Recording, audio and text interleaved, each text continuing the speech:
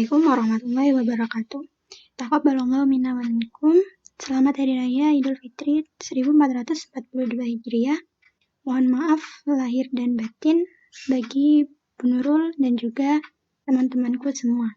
Perkenalkan, nama saya Nur Aisyah Asadi, nomor presensi 29 dari kelas 10 MIPA 2 akan menjelaskan tentang subbab riba. Pada video kali ini ada 4 pembahasan yang akan dijelaskan.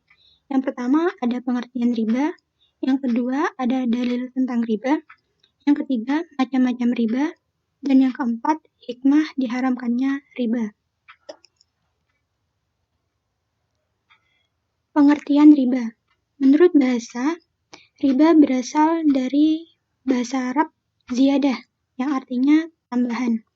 Sedangkan menurut istilah, riba berarti pengambilan tambahan baik dalam transaksi jual-beli maupun pinjam-meminjam secara batil atau bertentangan dengan prinsip muamalat dalam ajaran Islam. Dalil tentang riba. A'udzu billahi minasyaitonir rajim. Bismillahirrahmanirrahim. Alladzina ya'kuluna riba la taqumuna illa kama yaqumul ladzi yatakhabbathu asyaitanu minal mas. Dzalika bi annahum qalu innamal bay'u mislur riba. Wa ahallallahu al-bay'a wa harrama ar-riba. Faman ja'ahu maw'izatun min rabbih fantaha falahu ma salaf wa amruhu ila Allah wa man 'ada fa ulaika ashabun nar hum fiha khalidun. Yang artinya, orang-orang yang memakan riba tidak dapat berdiri melainkan seperti berdirinya orang yang kemasukan setan karena gila. Yang demikian itu karena mereka berkata bahwa jual beli sama dengan riba. Padahal Allah telah menghalalkan jual beli dan mengharamkan riba. Barang siapa mendapat peringatan dari Tuhannya lalu dia berhenti, maka apa yang telah diperolehnya dahulu menjadi miliknya dan urusannya terserah kepada Allah. Barang siapa mengulangi, maka mereka itu penghuni neraka dan mereka kekal di dalamnya. Quran Surat Al-Baqarah ayat 275.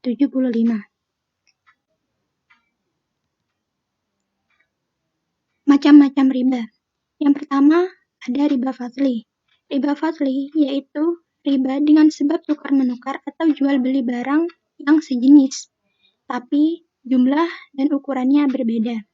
Contohnya seperti tukar-menukar beras dengan beras, dan ada kelebihan yang disyaratkan oleh orang yang menukarkannya.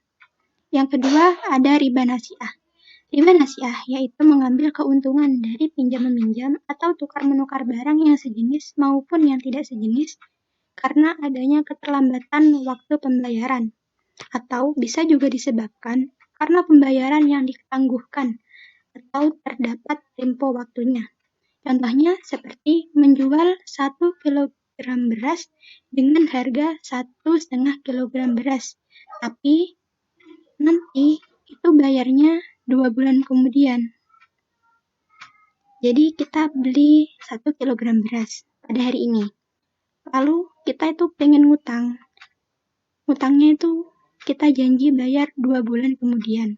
Tapi si penjualnya itu minta kita itu membayar harga 1 kilogram beras tadi dengan harga 1,5 kilogram beras. Jadi nanti misalnya kalau harga 1 kilogram beras itu 10.000, maka 2 bulan kemudian kita harus membayar harga beras tersebut dengan harga 15.000. Yang ketiga ada riba qardi. Riba qardi yaitu pinjam-meminjam atau berhutang piutang dengan syarat adanya keuntungan atau tambahan dari orang yang meminjam. Contohnya, Ani meminjam uang kepada Amel sebesar Rp200.000. Kemudian, Amel mengharuskan atau mensyaratkan kepada Ani untuk mengembalikan uang itu sebesar Rp250.000. Yang keempat, ada ribayat. Ribayat yaitu bila salah satu dari penjual atau pembeli dalam transaksi jual-beli telah meninggalkan majelis akad sebelum saling menyerah terimakan barang. Jadi udah berpisah. Hikmah diharamkannya riba. Yang pertama, menghindari tipu daya di antara sesama manusia. Yang kedua, melindungi harta sesama muslim. Yang ketiga, memotivasi orang muslim untuk menginvestasikan hartanya pada usaha-usaha yang bersih dari penipuan. Yang keempat, menjauhkan orang muslim dari kebinasaan. Yang kelima, rajin mensyukuri nikmat Allah Subhanahu wa Ta'ala. Yang keenam, melakukan praktek jual beli dan utang piutang yang baik menurut ajaran Islam. Sekian yang dapat saya sampaikan, kurang lebihnya mohon maaf.